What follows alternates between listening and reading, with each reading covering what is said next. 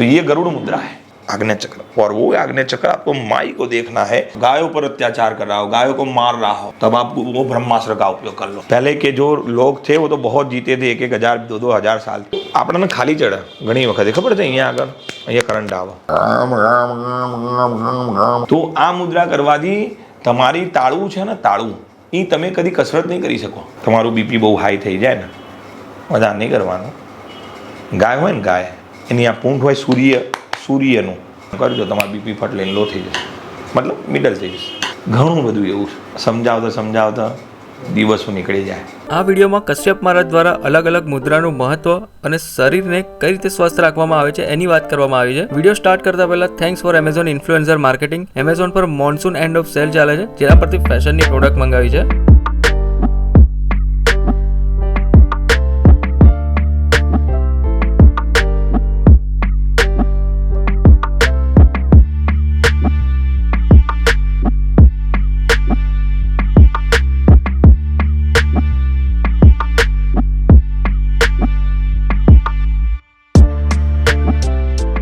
અને આ પ્રોડક્ટ જો તમારે મંગાવી હોય તો ડિસ્ક્રિપ્શનમાં લિંક આવી છે। વિડીયો શરૂ કરીએ। उसके बाद आता है गरुड़ मुद्रा।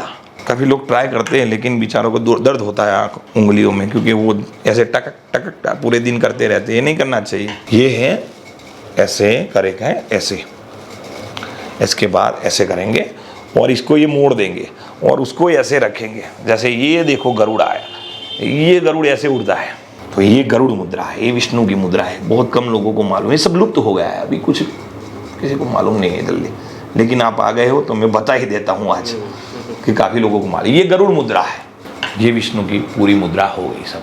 उसके बाद आती है शिव जी की मुद्रा।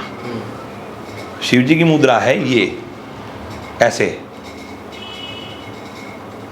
ये डमरू मुद्रा है, डमरू बजाते हैं शिव, एक यहाँ पर रखते हैं और ऐसे यहाँ ऐसे ऐसे बजाते हैं, और वो एक ताल होता है, ब्रह्मनाद होता है। डमरू में से क्या निकलता है? डमरूनाद। डमरू का डमरूनाद है, वही ब्रह्मनाद है। वो बोलता है हुम हुम हुम हुम हुम हुम हुम हुम हुम। ज़्यादा बड़ा होगा उसको जोर से हुम हुम हुम हुम हुम। फिर जैसे चाबुक नहीं ऐसे आवाज़ आती है, चाबुक एकदम शांति से सुनोगे, ओम हुम हुम हुम ओम हुम ओम हुम ओम हुम। डमरू ऐसे बता हुम हुम ओम हुम ओम हुम ऐसे दब। डमरू मुद्रा के बाद आती है गालिनी मुद्रा। जब हमको माँ को देखना है, ये तंत्र की वैसे मुद्राएं हैं 10 महाविद्या में, उसमें काफ़ी जगह पर लिखी होती है। जो हमारे जो 10 महाविद्या श्री विद्या से हम हैं और हमारी नाथ संप्रदाय से भी दीक्षा है और हमारी वो भी है। जब माई का पूरा श्रृंगार हो जाता है, माई का सब कुछ, माई को झांझर, तिल, चूड़िया, फिर बिंदी, पूरा साड़ी का श्रृंगार पूरा सज के माई को तैयार किया, उसको पूरा उसका श्रृंगार किया, तो वो देखने के लिए ये मुद्रा है। जब चश्मा आया भी नहीं था, कुछ नहीं था, तो भी आज भी आपको मंदिरों में दक्षिण के मिलेंगे गालिनी मुद्रा। वो ये मुद्रा है, ये मतलब ये गालिनी मुद्रा है। ऐसे पूरा लेते बैठ करते ये दोनों ऐसे, ये गालिनी मुद्रा है। ऐसे देखोगे तो exact perfect middle to middle आपको गालिनी मुद्रा रहेगी। जो ये दोनों जो है वो आग्नेय चक्र को भेदेगी और आपका जो है वो सीधा मूलाधार, मतलब नीचे गणपति का स्थान है, से लेके ऊपर तक, मतलब आपके पूरे चक्र एक ही जगह पर स्थापित हो गए। कहाँ?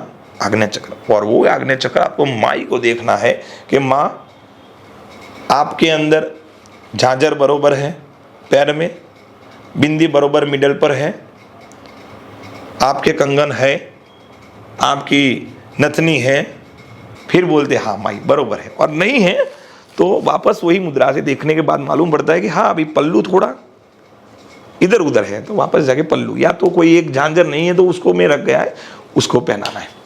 तो ये गालिनी मुद्रा है। उसके बाद आती है माई की बाण मुद्रा। तंत्र मार्ग में बाण मुद्रा का बहुत महत्व है, लेकिन वो 3 तरीके से करते हैं। आपने सब सुना होगा कि भाई बगलामुखी का ब्रह्मास्त्र, काली का ब्रह्मास्त्र, इसको ये किया, लेकिन बाण मुद्रा 3 रीत से होती है। तो पहले बाण मुद्रा ऐसी है, ऐसी, कोई ऐसे भी करता है लेकिन नीचे की ओर। क्यों? कि अभी आपने उसको बाण को धारण किया है, अभी आपने चलाया नहीं है। तो पहली बाण मुद्रा कौन सी रहती है? ये वाली, कि भाई मेरे पास बाण है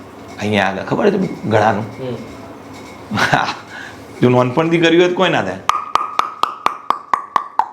રામ રામ મંત્ર, પ્રભુ નામની મુદ્રા એટલે ગોળ જીભ બાળવાની અને પછી એને બોલવાનું. પ્રભુ મુદ્રિકા મેલી મુખ માહી એટલે આ મુદ્રા બનાવીને મુખના અંદર મૂળાના અંદર નાખી છે એમ. પ્રભુ મુદ્રિકા કેવી રીતની મુદ્રા? ગોળ જીભ બાળીને આ મૂકી એને ખેચરી મુદ્રા કહેવાય.